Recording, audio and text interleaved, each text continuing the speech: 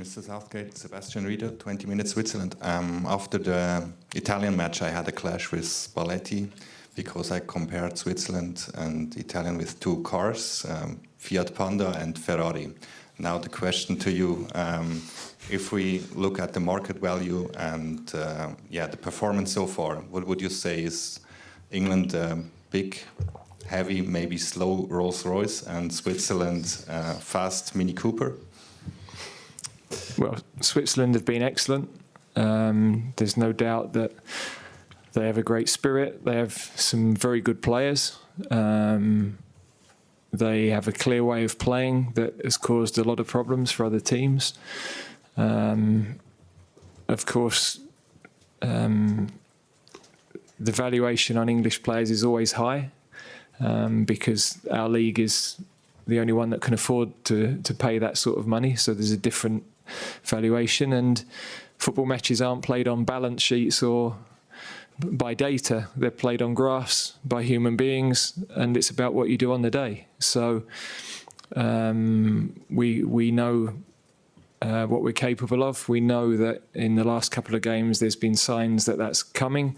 To go behind in the game against Slovakia was a really enormous test. You know, in tournaments there's a different emphasis when you're behind. There was an anxiety coming from the stadium, and you've got to be really brave to use the ball as our players did right the way till the end of the game. So I was full of admiration for the way they kept their nerve, the way they kept playing, trying to create good opportunities. In years gone by, we might have gone really direct in those moments, lost our composure. So they stayed with the game. And in the end, I think we deserved a draw in the 90 minutes. We had 70% of the ball. We'd like to have created more clear chances. And then to get the goal early in extra time, I thought we saw the game through really well. So, yeah, we know we have to be better. Your Mini Cooper has been excellent. We've got to find another level. Any question there? Hi, Gareth. Joe Rawson, Sky News. Is it possible that you will change the system tomorrow? And if you do, what are the merits from playing a different formation, 5 at the back, for instance? Well, we're always considering the best way to approach a game. And in modern football, you build and you defend in different ways quite often. Switzerland themselves, they spend time building the game in a back four at times. They're very fluid in their formation. So it's a good example of the way the modern game is played. And you write a formation on a piece of paper, but the team are rarely in that shape at any given moment if you pause the action. So we're always preparing the team for trying to give the opponent the most problems we can, but also respecting their strengths. And obviously the Swiss have a lot of strengths at the moment. Okay, Joe at the back. Hi Gareth, Joe Wardrop here from ITV News. At the risk of Joe avoiding the politics-free camp, you've outlasted 4 British Prime Ministers and you are onto your 5th. At least he is a football fan. Do you have any advice for Sir Keir Starmer, and do you ever wonder who has the harder job? Well, I'm not envious of his job. No, I don't have any advice. I think when you're in a position of responsibility, as I am, you realise that advice comes from every direction. Everybody has a simple solution to complex problems, so I'm sure he's going to be inundated with that sort of feel. And yeah, having been in the role I have, the one thing I would do is not be offering any additional issues for him by speaking publicly about anything. So wish him well. We want a strong country. Yeah, we all want the best possible conditions in the UK, and whoever is in charge, whichever government is in charge, that's what we all desire. Hi, Gareth. Kieran Canning from AFP. You mentioned after the Slovakia game, really stressed the importance of the impact that the subs have made throughout the whole tournament. But I think it's 10 of the 11 have started every single game. Is that, especially what happened against Slovakia, giving you food for thought in terms of making more changes tomorrow to freshen it up? Well, physically, the team are in good condition. We obviously lose Mark, suspended. So, again, there's that balance of continuity, but players who are coming into the game having a good impact. You want your substitutions to make a difference, and I think in every game our substitutions have. That's great credit to the players, their mentality, the way all of them are training. They're all ready to come into the game, and when you win a game with, you know, the 2 goal scorers off the pitch, but with a lot of the rest of the squad on the pitch, it's massive for building the bond and the feeling that everybody has of contributing to the cause. So we've definitely felt that in the camp this week. Ibrahim from beIN Sports.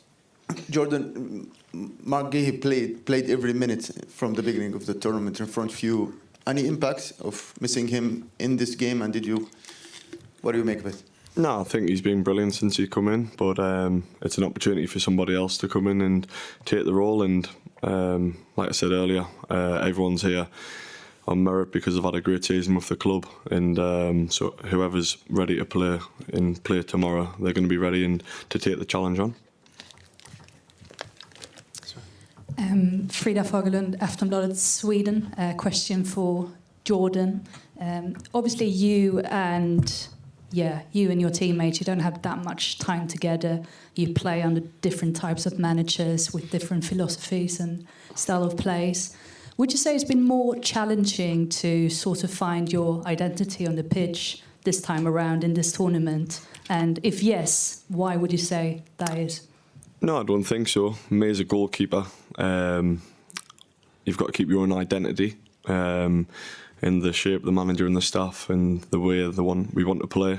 I've got to adapt to that, and so is the rest of the team. So yeah, so whatever's given to me, I'm ready to take the challenge on, and I can learn every day. I want to get better every day as a goalkeeper, and whatever gets put in front of me, I'll keep working harder to get better. Yeah, question.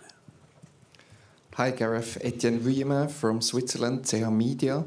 Question for you. How is it for you personal that people in England and journalists are talking about who could be the future manager of the England squad? How do you handle this situation?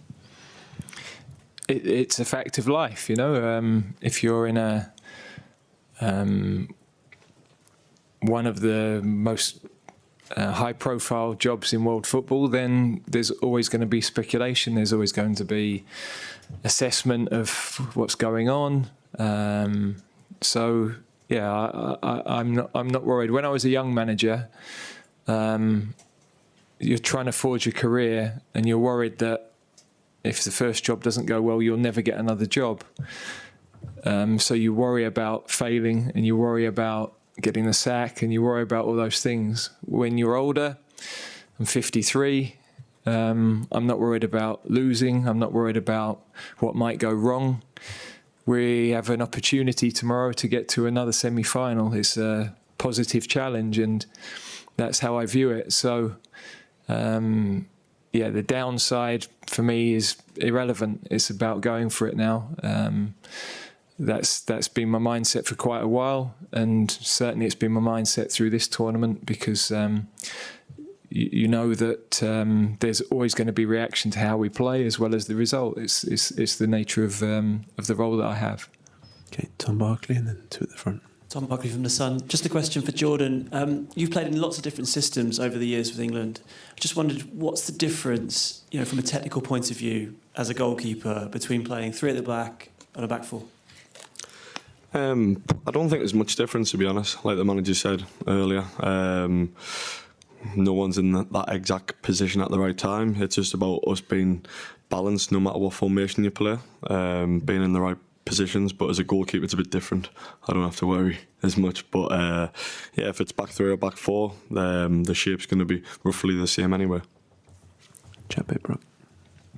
Hi Gareth, Jack Pickford from The Athletic. You said that you saw an improvement in training this week. Would that have been just a boost from the Slovakia game, or something technical or tactical, or something else? I just think the longer the players are here, the more belief they have, the less they're being affected by what's outside. They can see the opportunity. They can see, on the one hand, we talked about being here or being in camp for 45 days when we met. Now that has to be just 10. So that feels much closer. But at the same time, I said to them this morning, it's still a million miles away, because every game can take you into on a journey like the game did the other night. So you can't for 1 minute be thinking of what's next. It's all about tomorrow. We have to deliver tomorrow. We have to be ready to go until the very last minute again. Dig deep in the moments that you have to win these big matches.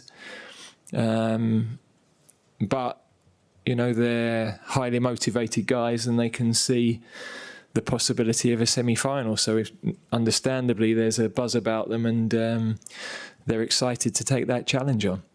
Okay, Mark. Hi, Jordan. Mark Van Bryan's for PA. You've got 7 clean sheets in Euros games now. I think it's only Casillas, Van der Sar and Buffon have only got more than that. How does it feel to be in that kind of company, and what is it about tournament football you think brings the best out of you as a goalkeeper? I like the pressure. I like the pressure of the big games, the big game moments. But also, I've got them clean sheets, but it's not just me. It's a full 11. All the lads come off the bench, and I'll never take the full plaudits. I'm there to do my job, but the rest of the side's there to do the defensive job as well. So, yeah, it's a team effort, and if I can help the team and keep a clean sheet with the ability we've got going forward, it's always going to give us a chance. Okay, Dan Rowan. Thank you. Dan Rowan, BBC News. Gareth, you're just 2 wins away now from the first final that England have ever played in a major tournament overseas. The last time you played a quarter-final in the World Cup, you had France to contend with. This time the draws, most people would agree, has been a bit kinder to England. After Switzerland, as we know, Netherlands or Turkey await in the semi-final. I know you don't want to get too far ahead, but if you sort of said to the players, look, these opportunities may not come round for you again, this is a sort of chance that you have to seize. I would say that's a classic example of the sort of entitlement we have as a nation that creates drama and annoys our opponents. We're playing a really strong football nation who have played exceptionally well prepared, have enormous pride. Our focus is on how do we win this game and how do we play to the best of our ability. As you rightly said, we've never been to a final outside England. We've only had 2 finals in our history, 3 semi-finals. So lots of nations who we might perceive as English people to be smaller have had far better records than us in terms of winning things, in terms of getting to the latter stages of finals. It's half the problem we have. But, we're ready for tomorrow. And as a team, we definitely have huge respect for our opponents. And we know we've got to be at our very best to be able to win the game. Okay, Eric here. Good evening, everybody. Question for Jordan. Would you like to have a penalty shootout tomorrow, maybe to win the award, or rather not? No, whatever it takes for us to win the game, If it's 90 minutes, that'll be ideal. But like the manager said, we're against a very tough opponent, and we'll do anything to get the result. If that means going to a penalty shootout, may be it. But we're prepared for anything for tomorrow. Okay, I see no further hands raised, so just one back to Carve to finish then. Gareth, I just want to ask you, left-back position has obviously been a bit of a concern during this tournament. Luke Shaw's back in full training.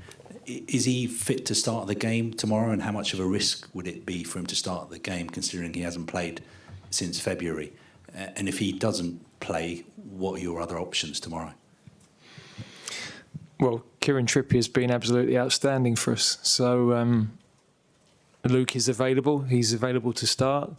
But Kieran has also done a brilliant job for the team. He obviously doesn't give us that balance that a natural left footer can give you, but his leadership, his communication on the pitch. If you ask any of the wingers that play with him or the players that play alongside him, his talking is phenomenal, and it helps them to play the game. It's a much undervalued quality, and it's a bit of a dying art, really. Good talkers on the pitch. You can't have enough of them, and he has exceptional qualities in that area, as well as some quality on the ball. So he's adapted and done a brilliant job for us.